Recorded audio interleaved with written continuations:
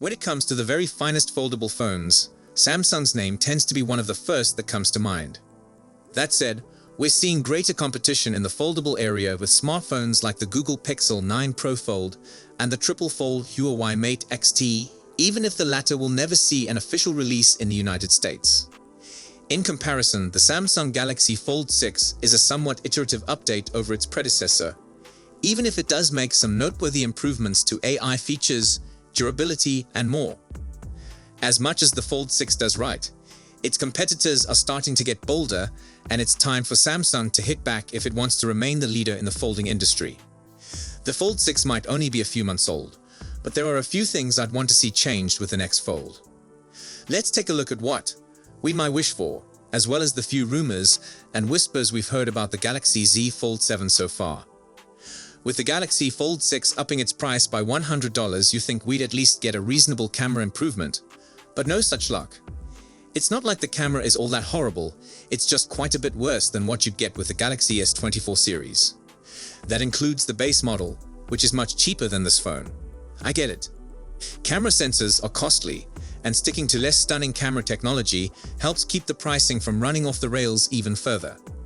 That said, if you're already spending $1,900 for a high-end foldable device, what's another several $100 to truly have a camera that's the absolute best of the best? I've always felt poor cameras were an unusual compromise to make for the Z Fold. Unlike the Flip, this product is geared at productivity-focused power users who also desire a tablet that turns heads. That's arguably the same kind of user the Ultra is designed at, and yet those who really want the best are now left compromised. Either they get that stunning foldable display, or they get the rapid charging, camera, and other goodies you'd expect from an Ultra. The Samsung Z Fold 7 needs to overcome this gap, and at the very least offer the same or substantially identical sensors as the Galaxy S25's base model. Yes, these sensors would take up more room and would be more expensive, but it would finally solidify the Galaxy Fold as a flagship-level smartphone instead of a weird Frankenstein's beast that's an odd combo of the bleeding edge and the mid-range. The Galaxy S25 is also due at least 5 months ahead of the Fold 7, so the flagship series would still have plenty of time to shine as Samsung's best camera experience. The Z Flip 6 manages to make its crease nearly undetectable compared to earlier models, though that's really only thanks to an extra screen layer and some hinge tweaks. The wrinkle is still technically there, but it's no longer anything your eyes will be drawn to. Why didn't the Galaxy Fold 6 get the same treatment? There were undoubtedly several considerations involved in why the Fold 6 hinge and display didn't see the same amount of innovation as its little brother, but it's clearly possible to make a larger phone without such a massive crease. The OnePlus Open is proof of that, since it manages to give us a crease that's only barely apparent, as seen, or maybe not, in the image shown. The Samsung Z Fold 6 makes some fairly beneficial modifications to the front display and design, and it even includes a much stronger, more robust hinge than ever before. These were vital baby steps, but I want the Z Fold 7 to take a leap. It's time for Samsung to provide us a gadget that's almost creaseless, while also maintaining its present trajectory of developing foldables that are lighter and thinner than previously produced. Getting rid of the crease is simply one step, and the next is making a thinner, lighter product that feels more like a typical phone when folded. The good news is Samsung is definitely headed in that direction, as proven by the Galaxy Z Fold SE recently introduced in South Korea. This new model has the same general processing capability and features as the conventional Z Fold 6, but makes a few design tweaks. First, the cover display is now 6.5 inches, while the folding display is 8 inches. This represents around a 0.2-inch size upgrade for the cover screen and a 0.4-inch size upgrade for the folding screen. It's also slimmer at 10.6 mm, vs 12.1 mm for the Z Fold 6. While 10.6 mm is still chunkier than some of the thinnest foldables coming out of China, it's rather tiny compared to other foldables available in the US. Still, I feel the Z Fold 7 should push things even further. The current foldable thickness winner is the Honor Magic V3 at an astounding 9.5 mm when folded, which is not that much thicker than many regular phones. For example, the Galaxy S24 Ultra has 8.6 mm.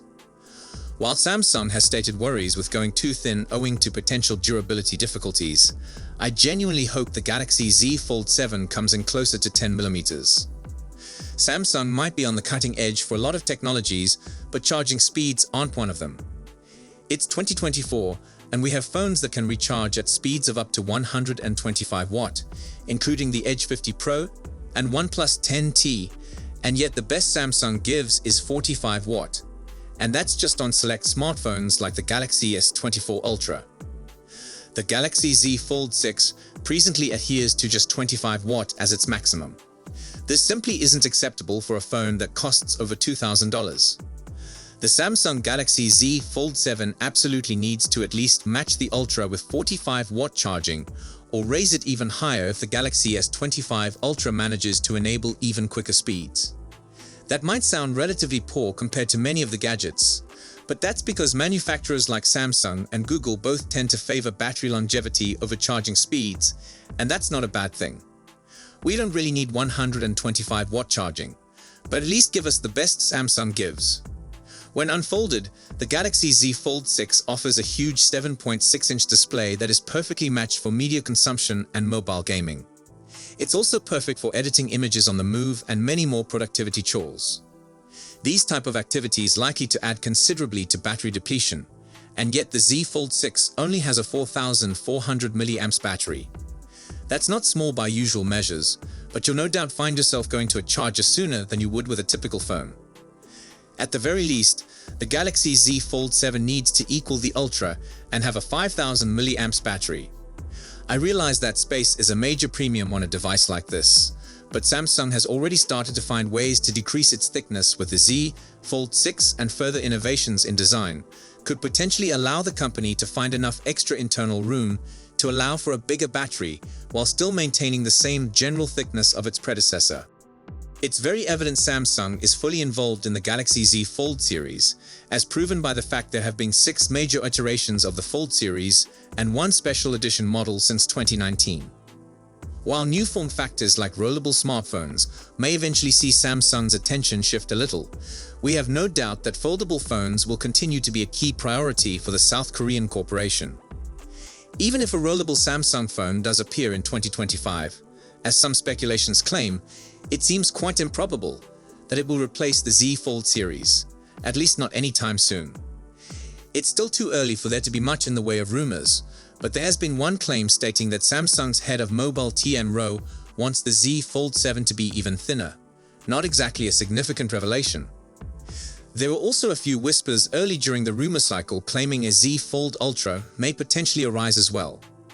More recently, a news story suggests Samsung is working on 2 varieties of the Galaxy Z Fold 7. While it's possible this second model could be the long-rumored Fold Ultra, it could also be something else entirely. Samsung has already provided the South Korean market a Fold SE that's thinner and lighter, so perhaps the second alleged model is merely a global version of that vision.